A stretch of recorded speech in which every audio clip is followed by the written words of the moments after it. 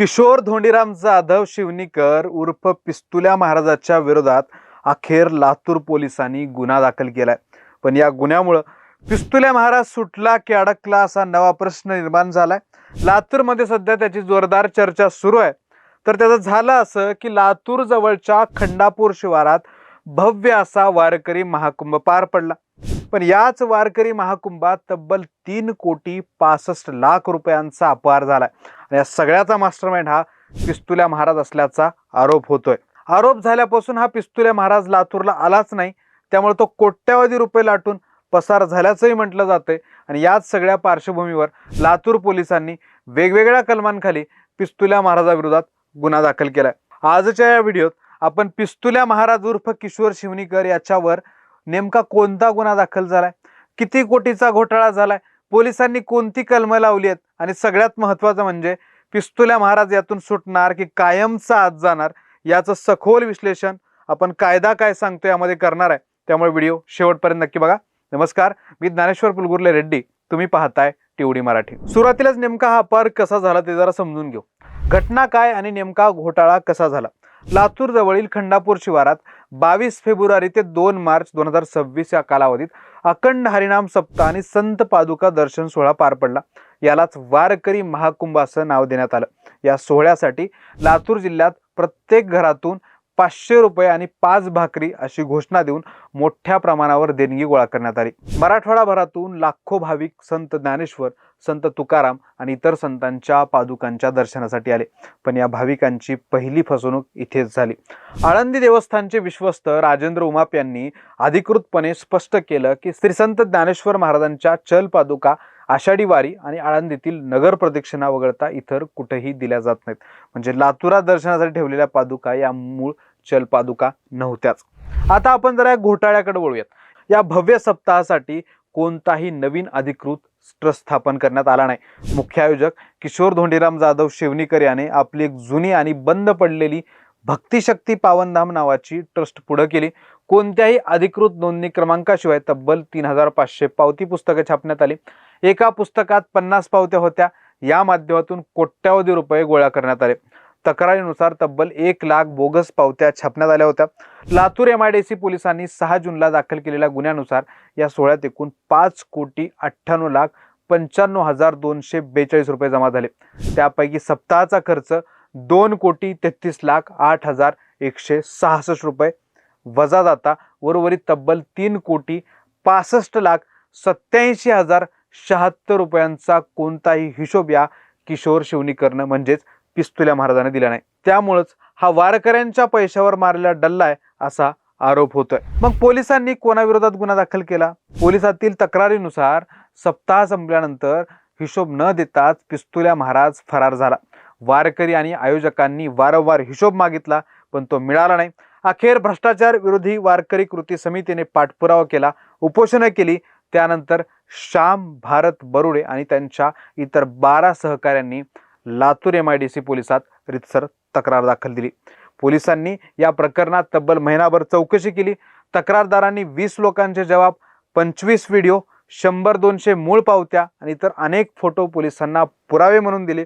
या भक्कम पुराव्यानंतर अखेर 6 जून 2026 रोजी लातूर MIDC पोलीस ठाण्यात FIR दाखल झाला। हा गुन्हा लातूरच्या औसा तालुक्यातील मुख्य आयोजक किशोर धोंडीराम जाधव शिवनीकर, त्याचा सहकारी सोनवणे, राहणार आयल्यानगर आणि इतर नातेवाईक साथीदारांविरोधात दाखल करण्यात आला। म्हणजे कमीत कमी 7 ते 8 जणांचा या सगळ्यांमध्ये सहभाग असल्याचा संशय आहे। शिवनीकरांविरोधात पोलिसांनी कोणती कलमं लावली? या प्रकरणात पोलिसांनी लावलेली कलमं अत्यंत गंभीर आहेत। भारतीय न्याय संहिता 2023 मधील वेगवेगळ्या कलमांचा यात समावेश आहे। वारकऱ्यांनी विश्वासाने दिलेला पैसा संगनमताने हडप करणे, खोट्या पावत्या छापून खोटे सांगून पैसे उकळणे, जीवे मारण्याची धमकी देणं अशा आरोपाखाली हे गुन्हे नोंदवण्यात आलेत। यासाठी कलम 3.5, कलम 316(2), कलम 318(4) आणि कलम 318(4) अशा 4 कलमांचा वापर करण्यात आला। इथे आणखी मुद्दा सांगायला पाहिजे तो म्हणजे फेब्रुवारीत झालेल्या घटनेची तक्रार होण्यासाठी मे महिना उजाडावा लागला। पिस्तुल्या महाराजासह संप्रदायातील इतर काही लोकांवर कोट्यावधी रुपये लाटल्याचा संशय व्यक्त होत होता। त्यामुळेच ही मंडळी पोलिसात कुणाचीच तक्रार करू नये यासाठी धडपड करत होती। कारण दाखल तक्रारीनुसार पोलिसांनी तपास केल्यास सगळं बिंग फुटेल अशी भीती या लोकांना होती, असंही आता समोर येत आहे। मग पिस्तुल्या महाराज सुटणार की अडकणार? आता सर्वात महत्त्वाचा प्रश्न, गुन्हा दाखल झाला म्हणजे पोलीस पिस्तुल्या महाराजाला शोधतील, अटकही करतील, पण न्याय मिळणार का? पैशाचा हिशोब लागणार का? हा खरा प्रश्न आहे।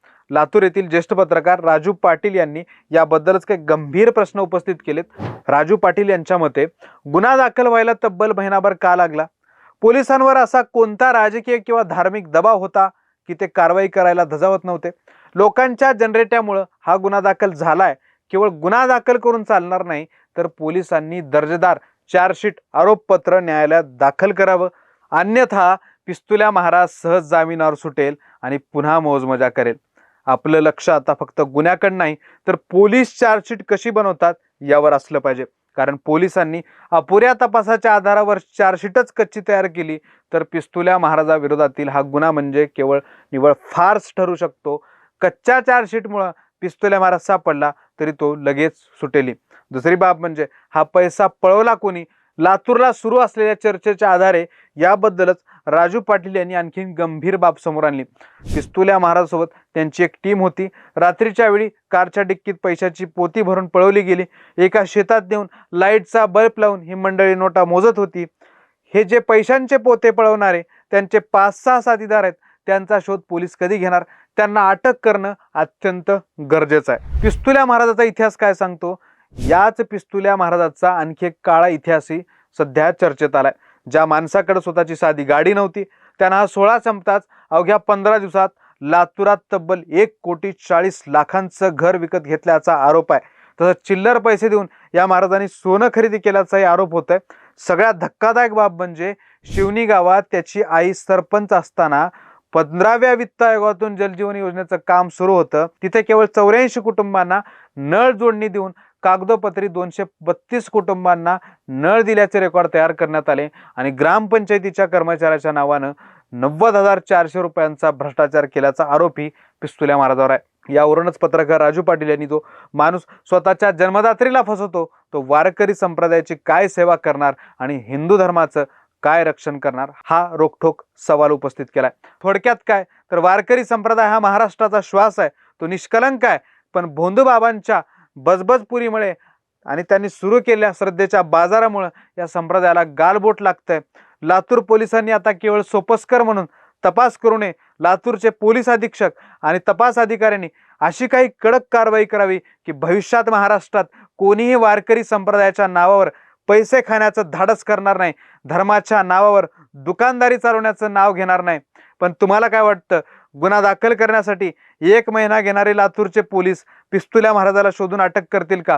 पोलिसांच्या चार्जशीटमुळे पिस्तुल्या महाराज अडकेल की सुटेल? तुमची मतं खाली कमेंट करून मला नक्की सांगा। हे विश्लेषण आवडलं असेल तर व्हिडिओला लाईक करा, व्हिडिओ मित्रमंडळींना शेअर करा। अशाच विश्लेषणासाठी POD मराठीला यूट्यूबवर सबस्क्राईब करायला विसरू नका।